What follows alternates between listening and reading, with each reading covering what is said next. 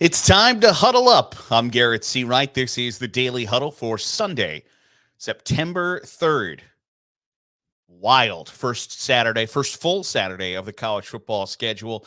It was a really fun, exciting Saturday for a lot of different reasons that we'll dive into all over the college football world today. And also look ahead to some games going on today, tonight, tomorrow that have significant backing behind them that are important.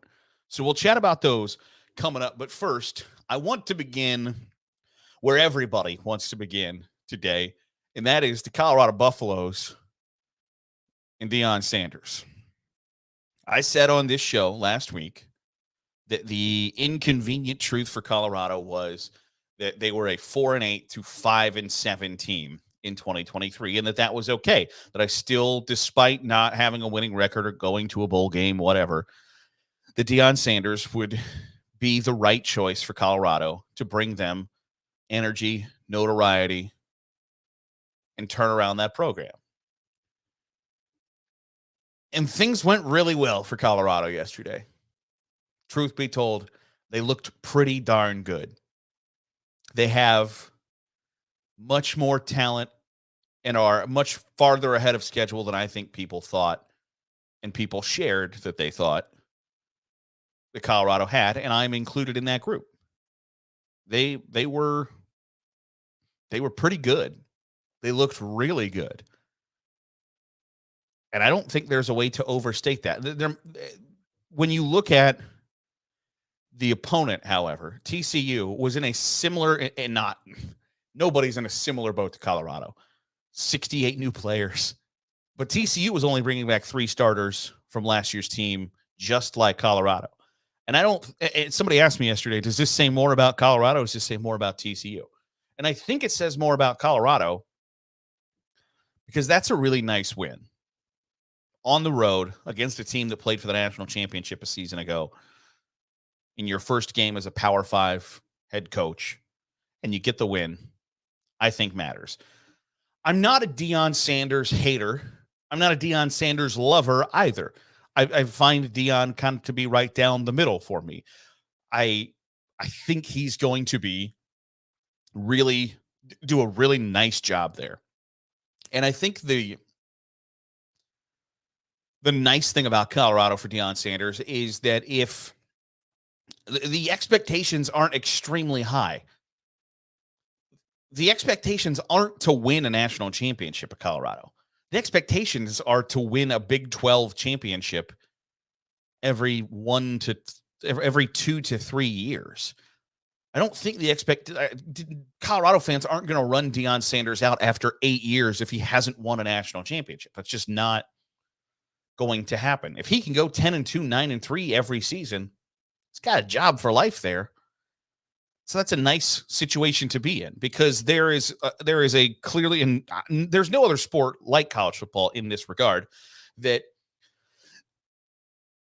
there are 10 to 12 teams that are going to be the favorites to win the national championship every year. And that's it for the most part. 10 to 12 teams have a realistic chance to win the national championship every year. If Deion Sanders can get Colorado to number 13 or number 9 on that list, that's a win. And somebody in those 10 to 12 teams is going to eventually hire him to put him in a position to win them a national championship. But they are much farther ahead of schedule than I think anybody, myself included, thought, to go on the road and get a win like that. Because I said, hey, they're 4-8, they're 5-7.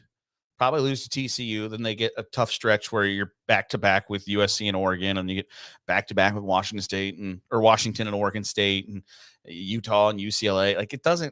It's tough.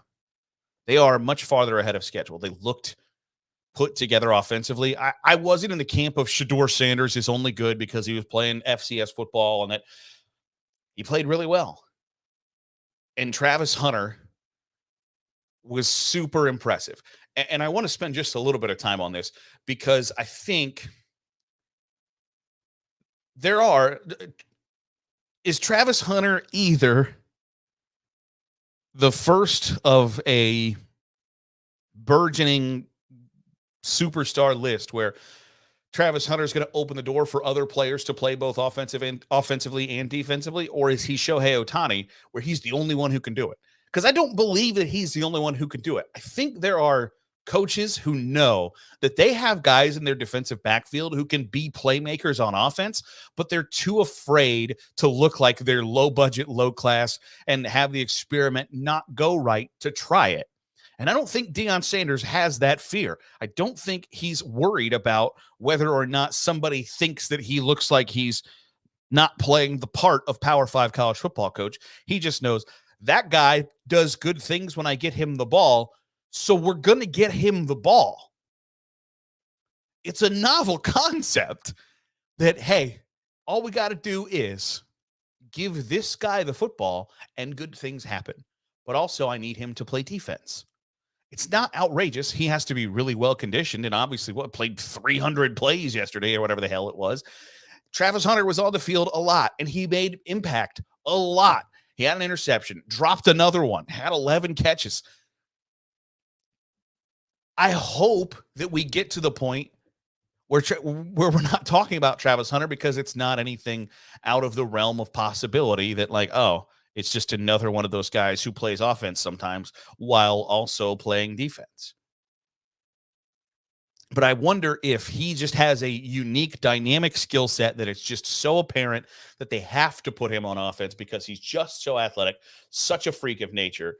Or if, and I think you can't tell me that there aren't group of 5 schools that have guys like that, maybe not to Travis Hunter's level, but know that some of their best playmakers are on the defensive side of the ball, but they're afraid to look desperate, to look whatever bad words you want to use, and are afraid to put those guys in the situations that Travis Hunter was put in.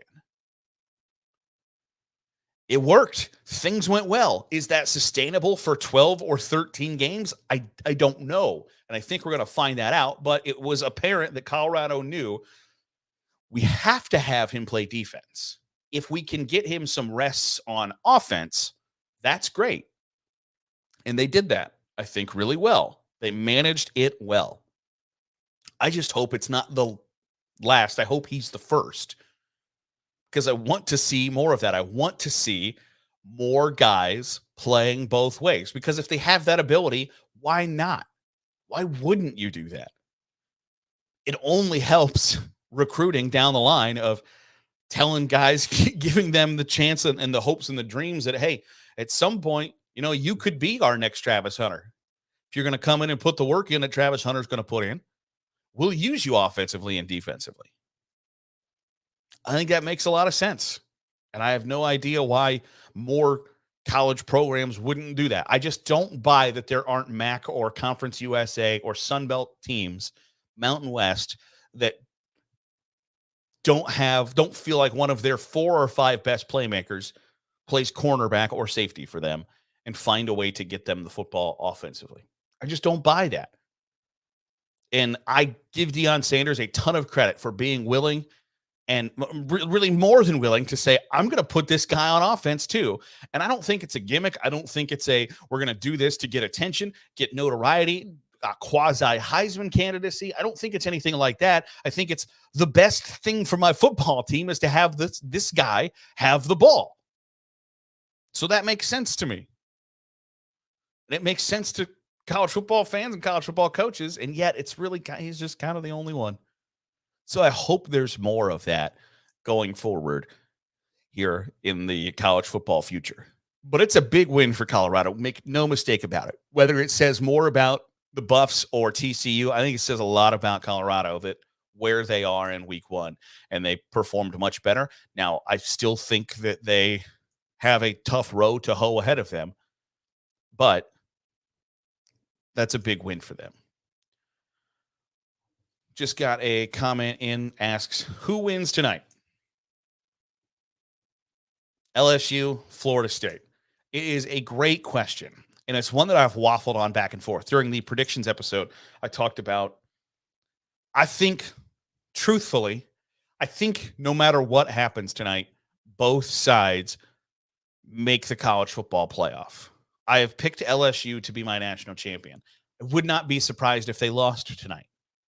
I've said in that prediction episode that Jaden Daniels is going. I'm going to have Jaden Daniels as my Heisman Trophy winner because I think it's the quarterback of the best team or the quarterback of the best team at the right time. I think LSU is going to play really well. I think it's going to be a high quality game, and it's something that I want to talk about in just a hot second. But LSU Florida State, for a multitude of reasons, is the big one in this week one college football season because both sides have playoff aspirations. And someone will tell you that that the loser of this game is disqualified from the playoffs, not getting in. I don't buy that for a second. I think I'm going to take Florida State. I think, because I think LSU is a little bit slow starting both in games and throughout the season. And I think Florida State hangs on for a tough, I don't think it's a high scoring game. I think it's a low scoring game that both sides feel each other out for a while. I think the new clock rules don't help either side, that they are, I'm sure you've probably seen the Chip Kelly comments from last night where he was like, man, we only got 4 possessions in the first half. I hope, ESPN's selling a lot of commercials because we only got the ball 4 times. I think it's going to be a similar game where each side is not getting a bunch of possessions. There will be mistakes. There will be turnovers. There will be, and I hope it lives up to what last year's game was. It was fun. Hope it's anywhere close to that. That was a good time. But I think I'm going to take Florida State just because I think they get out to an early lead, hang on for a victory. But I think LSU is my national champion. They are going to get better and better and better throughout the season. And I know that all of the attention has been on Alabama and Georgia in the SEC, and I don't think enough of it has been on LSU. So that's where I'm sitting, is I think Florida State wins, but I think it's tight. And I don't know if it's back and forth tight or if it's scratch and claw to hang on to the ledge and not fall over. But I'm going to take the Noles. But I think I would not be surprised at any outcome. If LSU wins by half 100, I won't be surprised. If Florida State wins by 35, I won't be surprised. If either side wins on a last-second field goal, I think it's just one of those games where two really good, evenly matched teams are playing each other really early in the season, and whatever you get's whatever you get. Which brings me to the next thing of we've got to get to a point, and I think the 12-team playoff helps this, where teams aren't afraid to schedule somebody difficult in week 1, week 0. Because, frankly, the schedule yesterday was a dog baby. It was nasty, disgusting, not good. When Ohio State, Indiana is a big-time nationally televised game, it's due to lack of options, not generally outside of Michael Penix Jr., quarterback in the Hoosiers. It is not a marquee matchup by any stretch of the imagination. It is not a great matchup, good game, and the game didn't bear that out. When Texas Tech, Wyoming is a nationally televised game on network television, the schedule stinks. And I hope that with a 12-team playoff, we get to not every game is so ridiculously important that you can't afford to lose. Therefore, we don't play anybody, especially in week 1. And I understand the idea of, for instance, Ohio State fans are melting down today because the offense stunk. Ryan Day's an afraid play caller. The quarterback sucks. It is a 23-3 win in the first game of the season on the road against a conference opponent. It was not going to be perfect. It was not going to be the 81-7 victory that Oregon had over Portland State. It very well could come next week when Ohio State plays Youngstown State. But there are fan bases today who are freaking out because they did not look great in week 1 that played mid-mild opponents. And then there are teams who believe that they have a chance to win the national championship because, by God, they beat East Valley Tech University College by half 100. There is a feeling out process no matter who you play in week 1 and no matter who you play in week 4. The first month of the season is going to have issues and problems. But At the same time, when some of the best games are Hawaii at Stanford at Hawaii on Friday, and then Texas Tech, Wyoming, Ohio State, Indiana, where TCU, Colorado was the big noon kickoff. Virtually any week other than Deion Sanders' first game is TCU, Colorado going to be the big noon kickoff on Fox? No. Florida, Utah was a pretty good matchup of brand names. It shouldn't be the second or third best brand matchup of the week. And so that's my hope going forward. And I wonder if TV networks get in on this and say, hey, listen, we'll pay you to shuffle some things around so we got some better games in week one.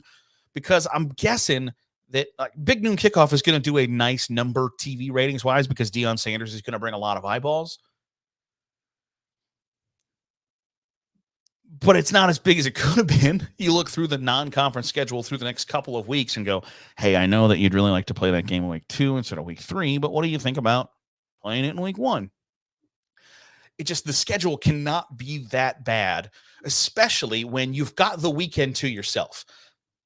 The NFL has done a really good job of gobbling up holidays, and for some reason, they haven't gobbled up Labor Day weekend yet. College football has Labor Day weekend. Major League Baseball has done a piss poor job of taking over the weekend. It belongs to college football. And if it's going to belong to college football and be college football's weekend, there has to be marquee matchup after marquee matchup after marquee matchup. There has to be. And that's just all there is to it. Because if the NFL smells blood in the water and says, you know what, I think we could take that weekend too, they have no reason not to start their season this weekend, give themselves an extra bye week throughout the year, because once the NFL starts, they're the 1,000-pound gorilla. So for college football, I think you have to capitalize on Labor Day weekend. So start putting good games and better games in week 1, or run the risk of having that usurped from under you by the NFL. I don't think it's out of the realm of the NFL now owns Christmas Day. It was the NBA's forever. NFL now owns it. Thanksgiving, the NFL's day. The NFL now owns Sunday and Monday throughout the fall and winter. You could argue, and I think you're right, that they own Thursday. College football still has Saturday. And right now, college football has New Year's Day and Labor Day weekend. And you run the risk of losing one of them if you're just going to treat it like a run-of-the-mill week. And I don't know how you get everybody pulling in that same direction, where I don't know that it's beneficial for the SEC and the Big Ten to put together a, hey, you guys want to play each other and figure something out here and put together a little series. I don't know. But you can't have Utah, Florida be the second best, Colorado, TCU, Texas Tech, Wyoming as some of the best matchups of the week 1 college football season. Make no mistake about it. Florida State LSU is a big time game, no matter when that game is played in the non-conference. It's a big deal. Those are two traditional powers facing off that have high expectations year in, year out, and especially this year. That's a big deal. I can't fault Florida State and LSU. They should be commended for wanting to play this game. And one of them is going to lose. And it's going to be a detriment to their college football playoff resume. And if you're in that room, I think you have to say, shut the hell up. Shut up if you think that this is if losing to one of those, if one of those teams, well, not if, one of those teams is going to lose. And if you're going to look at that as a bad thing, you are discouraging strong non-conference schedules, because if you look at some of the power brokers and the teams expected to make the college football playoff this year, the non-conference schedules are dreadful, terrible, which is not good for the sport, and it shouldn't be good for those teams. So I implore the college football playoff committee, one of these teams is going to lose tonight. And unless it's just a butt kicking, a just molly whopping, it shouldn't be held against them, I don't think. But that's just me. So the schedule has to get better in week 1, because it's just not good. And that's not okay. In a sports world we live in now where you've got to be on top of your game at all times, I don't think college football was yesterday. And I don't like the potential of where that goes in the future.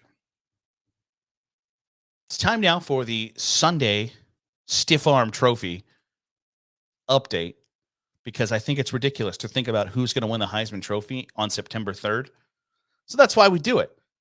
I think there's a natural answer for who would win the Heisman Trophy today if the voting was ending today and they were awarding a trophy tomorrow. And it's Travis Hunter. Travis Hunter had a Saturday. And I said earlier, I question just how sustainable that is for Travis Hunter to play 300 snaps or whatever the case may be. Like, it's just not likely that is going to hold up for a 13, 12 game season. But if it does, and Colorado is much better than we think they are, because I told you, I think they're a 4-8 to 5-7 team. If they can get to 8-4 or 9-3, and Travis Hunter can do a couple of times what he did yesterday, he's a slam dunk to be in New York. I don't know that he's a slam dunk to win the award, but he's a slam dunk to get there. If all of those things go that way, there's no doubt in my mind that story will propel Travis Hunter to New York. But it has to be sustainable, and I don't know that it is.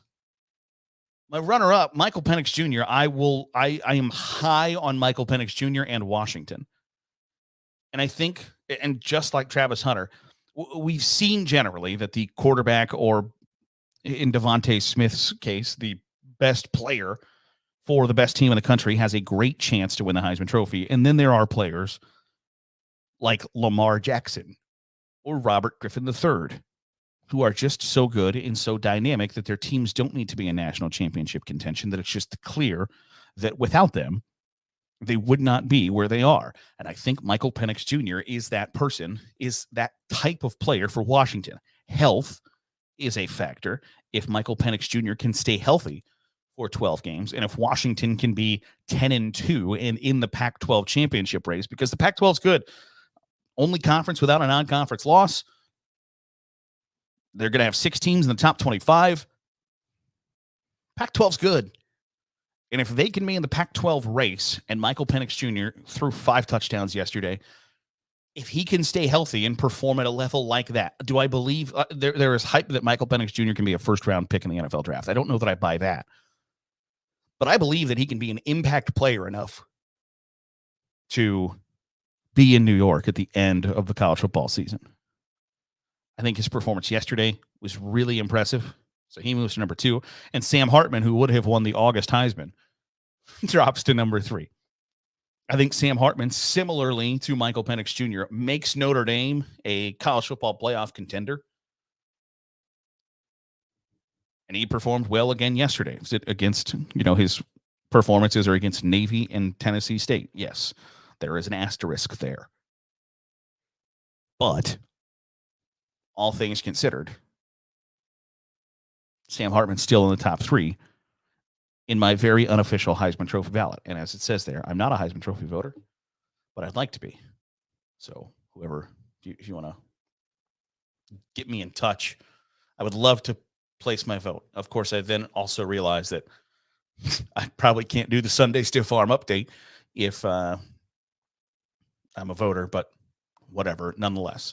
So far in week 1, Travis Hunter wins the September Heisman. And we do it every Sunday. You can't do it every Sunday unless you start in week 0. We did it. So, by God, every Sunday, the Sunday Stiffarm update. Travis Hunter is the talk of the college football world, and justifiably so. He'd take home the Stiffarm Trophy. So, looking ahead, got some great one tonight, Florida State and LSU. We'll watch it together. We'll talk about it tomorrow. Got all sorts. Can't get to it today. I want to talk about the whole Jim Harbaugh protests from the Michigan players. What are you doing? So we'll preview that. That's a preview of tomorrow's Daily Huddle. we'll chat about that because I think that's ridiculous. And there's all sorts of other stuff to talk about as the football season is finally here, really underway. Looking forward to chatting about it every Sunday through Thursday right here on the Daily Huddle and Saturday Glory. If you're watching on the YouTube, hit the subscribe button, give the video a thumbs up. It goes a long way in helping us get in front of more college football fans.